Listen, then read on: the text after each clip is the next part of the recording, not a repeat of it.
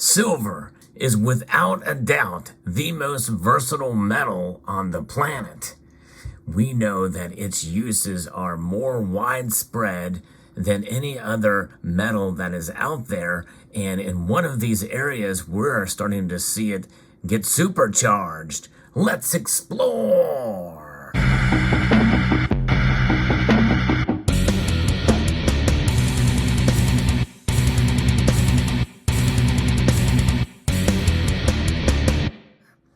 It's supercharged in its fight against bacteria and against viruses out there. And what is known as superbugs, silver has been proven effective in that area in a new study that has been reported upon that was sent to me by a member of the community. Researchers at the University of Florida have found that a combination of silver nanoparticles, and let's stop right there because this is a 1 kilo of silver, and these little particles are so tiny, we're going to translate that kilo down to one little tiny little, I don't know what you would say but let's just say a grain or a quarter of a grain, and then this is about the size, maybe even half the size or quarter the size of that. We're talking very small little pieces of silver here. These are silver nanoparticles and antibiotics.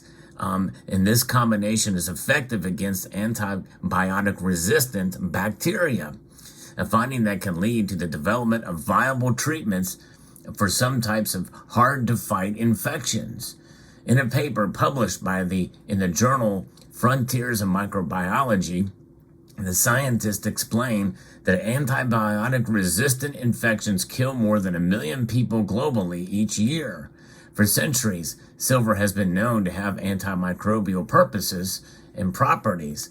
But silver nanoparticles, microscopic spheres of silver small enough to operate at the cellular level, represent a new frontier in using the precious metal to fight bacteria. In this study, a research team has tested whether commercially available silver nanoparticles boost the power of antibiotics and enable these drugs to counter the very bacteria that have evolved to withstand them. We found that silver nanoparticles and a common class of broad-spectrum antibiotics called animalglycosides work together synergistically. That's getting into the weeds there, but essentially when combined with a small amount of silver nanoparticles, the amount of antibiotic needed to inhibit the bacteria decreased 22-fold, which tells us that the nanoparticles themselves make the drug much more potent. According to CZs, antiglycosides can have a negative side effect, so using silver nanoparticles could allow for a lower dose of antibiotic, reducing those side effects. They and the study's lead author, Autumn Dove, pointed out that over the last several decades, overuse of antibiotics had led to the emergence of antibiotic-resistant bacteria and a decline in the effectiveness of traditional antibiotic drugs. The new findings indicate that silver nanoparticles have the potential to renew the effectiveness of some of these drugs.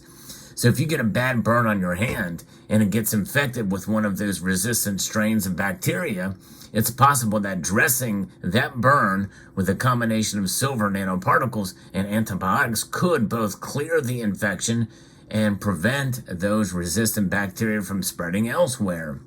Those antibiotics mainly target bacteria, but they can also damage human and animal cells. Using a microscopic worm called C. elegans, the researchers confirmed that the silver nanoparticles did not also make the antibiotic more toxic to non-bacterial cells. So in conjunction with the antibiotics, silver has proven to just give a very beneficial result to those and to prevent any kind of negative reaction from the antibiotics.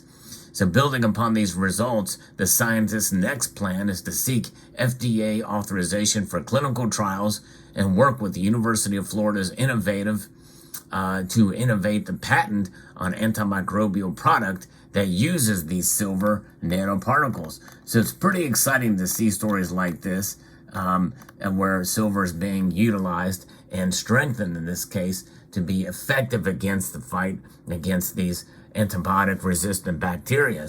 And this is why that people can be frustrated when they look at the price of silver, because it's really priced as much as a commodity as it is as a monetary metal.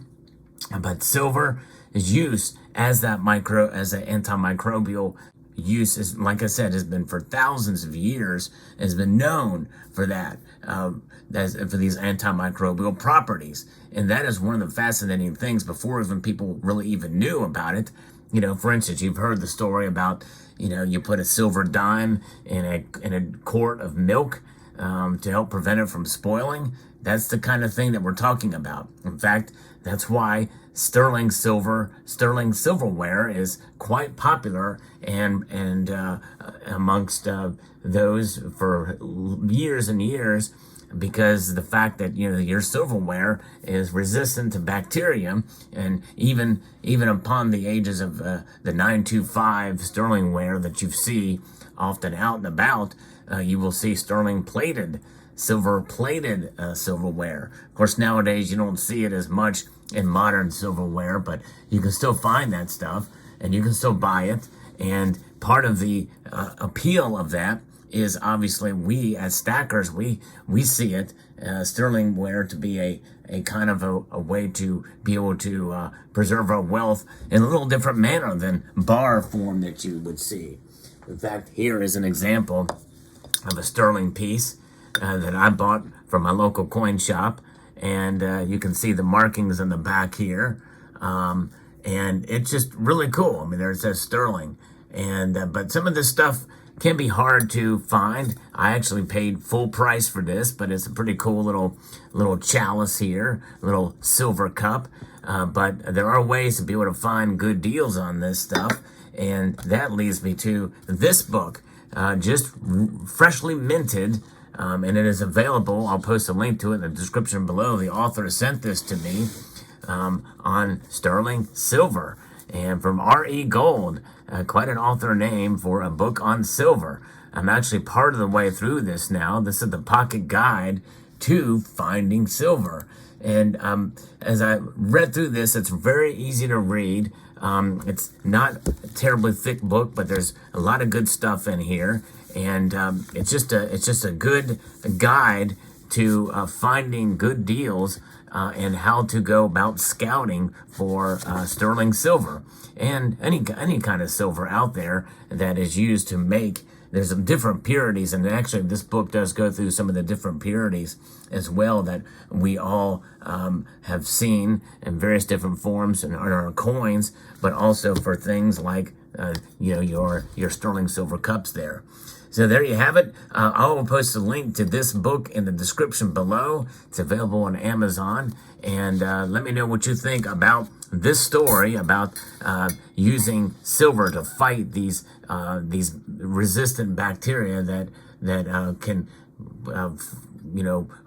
fight against some of these antibiotics. But with silver, they don't stand a chance. So there you go. Let me know what your thoughts are in the comment section below. Would like to extend a multitude of gratitude to you all for taking the time to watch, and to encourage you to please rate, share, comment, and fight.